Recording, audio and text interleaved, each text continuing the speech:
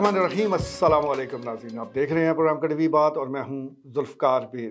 नाज़रीन, हल्का PP 22 में ज़िमनी इलेक्शन का मैदान सज चुका है और मुख्तलिफ़ सियासी जमातों ने जो इब्तदाई सफ़ बंदी है वो शुरू कर दी है। इसमें सबसे अहम चीज़ तो कागज़ात नामज़दगी जमा करवाना है। इस हवाले से बताया जा रहा है कि 15 के करीब मुख्तलिफ़ सियासी जमातों की उम्मीदवारों ने कागज़ात नामज़दगी जमा करवा दी है। अगर हम 8 फरवरी की बात करें, यानी जब जनरल इलेक्शन हुए, तो इसी हल्के से 30 के करीब उम्मीदवार वो मैदान में मौजूद थे। लेकिन अब क्योंकि ये ज़िमनी इलेक्शन है, बहुत से उम्मीदवारों ने कागज़ात नामज़दगी जमा नहीं करवाए जो कि 8 फरवरी को मैदान में मौजूद थे। लेकिन बड़ी सियासी जमातों के तमाम उम्मीदवार इस वक्त भी मैदान में मौजूद हैं, यानी पाकिस्तान मुस्लिम लीग नून, पाकिस्तान तहरीक-ए-इंसाफ और पाकिस्तान पीपल्स पार्टी और तहरीक-ए-लब्बैक, इन चारों के उम्मीदवार इस वक्त भी मैदान में मौजूद है।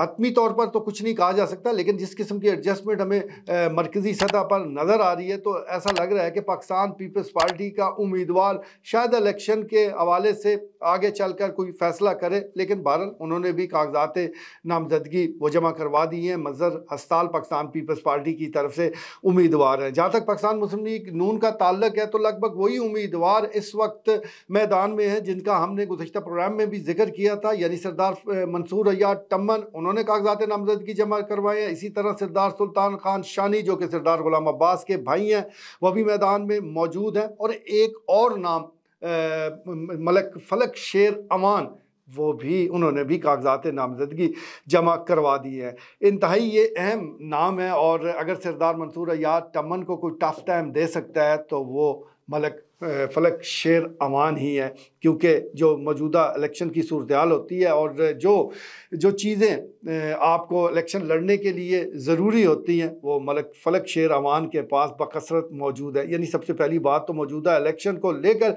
वो पैसा है, रुपया पैसा आपके पास है तो आप इलेक्शन लड़ सकते हैं, खर्च कर सकते हैं, लोगों की तवज्जो हासिल कर सकते हैं। तो मलक फलक शेर अमान माशाल्लाह काफ़ी बड़े बिजनेसमैन हैं, तो इस हवाले से वो जब लोगों पर खर्च करते रहे हैं, जो जिनकी वो हमायत करते थे उन पर वो खर्च करते रहे हैं, तो ऐसी कोई वजह नहीं कि अगर उनको टिकट मिल गया तो वो अपने पर खर्च नहीं करेंगे। वो मैदान में मौजूद है और इस सिलसिले में बड़ी आप कह लें कि एक दफ़ा फिर तारीख़ अपने आप को दोहरा सकती है। एक वक्त था कि मरहूम मलिक सलीम इकबाल ने सरदार मुमताज़ टम्मन को मुकाबले से बाहर रखने के लिए कुछ ऐसी हिकमत अमली इख्तियार की कि पक्स पार्टी ने उनको टिकट नहीं दिया, यानी सरदारान टम्मन उस वक्त आउट हो गए। 2013 का इलेक्शन हो, 2018 का इलेक्शन हो, तो ये हिकमत अमली हमने देखी थी।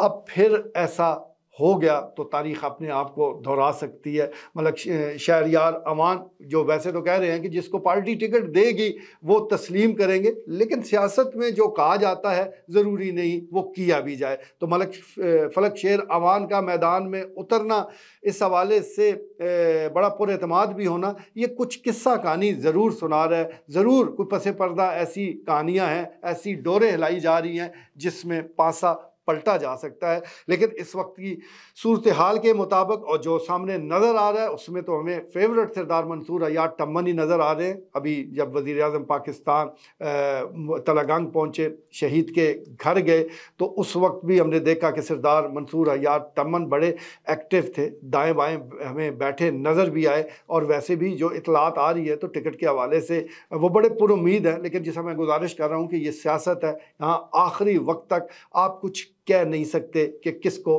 टिकट मिलेगा। जहाँ तक सरदारान कोट चौधरीयाँ का ताल्लुक है, तो इस तरजीह फहरिस्त में ज़रा पीछे चले गए हैं। इतलात यही आ रही हैं, ज़रा यही बता रहे हैं कि टिकट हासिल करने की दौड़ में वो आखिरी नंबरों पर हैं, क्योंकि उन्होंने एक नशिस्त, बड़ी नशिस्त हासिल कर ली है। अब तलागंग के हवाले से सोचा जा रहा है कि इस नशिस्त को तलागंग में दिया जाए, क्योंकि गुज़श्ता इलेक्शन में भी जिस किस्म का रद्द-ए-अमल तलागंग से आया था, तो उसका अगर तोड़ निकालना है तो ये ज़रूरी है कि उम्मीदवार तलागंग से हो।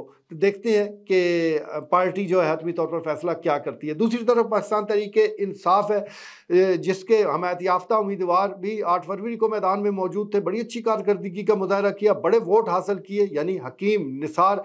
तो इस वक्त भी उनका नाम लिया जा रहा है कि वो इलेक्शन में हिस्सा लेंगे। उन्होंने कागजात नामजदगी जमा करवा दी है। अब पार्टी उनको टिकट देती है या नहीं, ये कहना तो कबल अज़ वक्त है, लेकिन वो पूरी तरह पुर उम्मीद है। उसके साथ साथ पीर निसार जोजी वो भी मैदान में मौजूद है। गुज़श्ता यानी 8 फरवरी को इंतखाबात के हवाले से भी उन्होंने कागजात नामजदगी जमा करवाए, लेकिन जब पार्टी की तरफ टिकट नहीं मिला तो उन्होंने जो इलेक्शन है उसमें हिस्सा नहीं लिया। इसी तरह मोहतरमा फौजिया बहराम साहिबा, उन्होंने भी कागजात नामजदगी जमा करवाए हैं, लेकिन वो हमें इतनी मुतरक नज़र नहीं आ रही। ख़ास तौर पर 9 मई के बाद वो कम ही मंजर आम पर आई। पहले तो रुपोश होगी और फिर जब मंजर आम पर भी आई तो उनकी सियासी जो एक्टिविटी है वो ना होने के बराबर है। बहरहाल उन्होंने भी कागजात नामजदगी जमा करवा दिए हैं और इस हल्के से इलेक्शन में हिस्सा लेने के लिए अपनी दिलचस्पी का इजहार कर दिया है। इसी तरह अगर हम तहरीक लब्बैक का जिक्र करें तो वो भी मैदान में मौजूद है। दीगर और छोटी बड़ी सियासी जमातें, उनके उम्मीदवार मैदान में मौजूद हैं और कई ऐसे उम्मीदवार हैं कि जिन्होंने आज़ाद हैसियत से इलेक्शन में हिस्सा लेने का ऐलान कर रखा है। लेकिन बड़ी सियासी जमातों के उम्मीदवार तो यही हैं जिनका जिक्र हमने आपके सामने कर दिया है। लेकिन अब देखना ये पड़ेगा कि आया 21 अप्रैल को जो इलेक्शन होने जा रहे हैं इसमें बयानिया होगा क्या। 8 फरवरी के इलेक्शन में तो बयानिया बड़ा वाज़ेह था और इस सिलसिले में जो पाकिस्तान तहरीक इंसाफ के हमायत याफ्ता उम्मीदवारान हैं उनको वोट भी उस बयानिए की बुनियाद पर मिले। यानी इमरान खान जेल में है तो ये जेल में ठीक है या गलत है, यही एक बयानिया हमारे सामने था। आवाम ने खुलकर वोट भी दिए। अब 21 अप्रैल है, ये जो ज़िमनी इलेक्शन है इसमें बयानिया क्या वही होता है या उससे पहले इमरान खान अगर जेल से बाहर आ जाते हैं तो फिर तहरीक इंसाफ के पास मज़ीद क्या बात होगी कहने को। तो इस वक्त सबसे बड़ी बात तो महंगाई है। जिस तरह हमारे सामने IMF के साथ मुज़ाकरात के साथ ही जो महंगाई की लहर है वो ऊपर जाना शुरू हो गई है। जिन लोगों ने 200-300 यूनिट बिजली फ्री देनी थी, अब वो पर यूनिट बिजली में इजाफा करते चले आ रहे हैं। अब भी फ्यूल एडजस्टमेंट के नाम पर 5 रुपये पर यूनिट इजाफा किया गया है, लेकिन इस पर ही इक्तफा नहीं होगा। जिस तरह यकीन दहानियाँ करवाई गई हैं IMF के वफ्द को तो एकदम से छलांग लगनी है बिजली की कीमतों में और फिर हम खित्ते में सबसे आगे पहले ही हैं, मज़ीद आगे निकल जाएंगे। इस वक्त भी टैक्सेस डाल के 70 रुपये से ज़ायद की ये बिजली पर यूनिट हमें पड़ रही है। और दीगर अगर ममालिक का खित्ते के दीगर ममालिक की हम बात करें तो भारत में 2 रुपये 30 पैसे है, बांग्लादेश में 2 रुपये 25 पैसे है और अफगानिस्तान में तकरीबन 11 रुपये है, ईरान में तकरीबन 9 रुपये पर यूनिट। ये पाकिस्तानी रुपयों की मैं बात कर रहा हूँ, इसमें दस्तयाब है और इसमें सबसे आगे हम हैं। लेकिन यहाँ पर भी ठहराव नहीं है, अभी मज़ीद ये महंगी होने जा रही है। इसी तरह गैस की कीमतों में भी होशरबा इजाफा 3 माह पहले किया गया,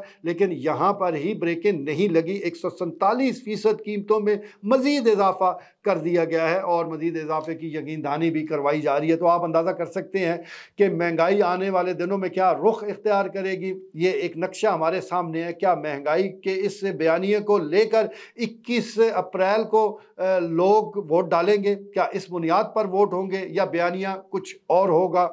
इस बारे में अभी हतमी तौर पर कहना मुश्किल है, लेकिन एक बात तय है कि ये इलेक्शन बड़ा दिलचस्प होने जा रहा है। इस इलेक्शन ने बहुत से ट्रेंड सेट करने हैं, बहुत से मामलात को आवाम के सामने लाना है। पूरी तैयारी के साथ दोनों पार्टियां और तमाम जो उम्मीदवार हैं वो मैदान में उतरने वाले हैं। 8 फरवरी को जो 2 पेच खेलेंगे, ज़ाहिर है 21 अप्रैल को वो नहीं खेले जाएंगे, ना वो अगर खेलने की कोशिश भी की गई तो कई रुकावटें सामने आएंगी।